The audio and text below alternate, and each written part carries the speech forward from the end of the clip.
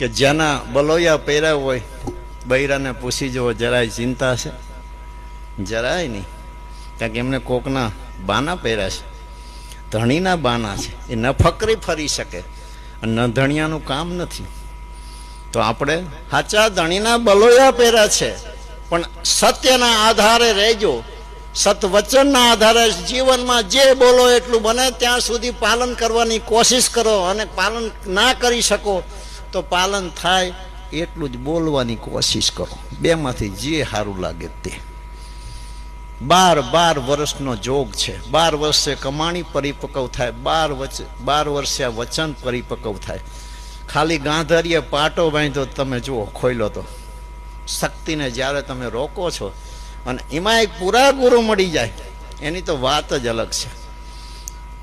શુદ્ધ કુંદન પૂરા ગુરુ પાસે કેવું હોય? પ્રકાશ. હાવ સીધો રસ્તો તમને બતાવી દઉં. તમારે વેદ પુરાણ શાસ્ત્ર વાણી કાંઈ મથામથ કરવાની જરૂર નથી. હાવ સીધો રસ્તો. આ શરીરમાં આપણે તરસી. ટૂંકી વાત, આપણી પાસે 10 ઇન્દ્રિયો છે. કેવી રીતે વ્યવહાર કરવો એટલું જ શીખવાનું છે.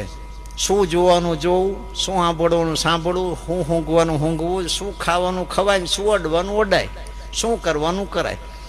બસ આટલો હિસાબ તો મૃત્યુલોકમાં ખુલ્લમ ખુલ્લો જ છે. સમજી જાઓ. બધાને ખબર પડે છે આપણે આમાંથી બચવાનું આટલાથી જ છે. તો હવે હાથે કોઈ દી ઉગરવાનો આમાં રસ્તો જ નથી. ગમે તેવી બુદ્ધિવાળાનો આ કામ જ નથી. અનુભવીના શરણે જ જવું પડે, ને જાયા પછી ડાપણ કરે એનું કામ નથી. સિર્ફ શરણાગતિ.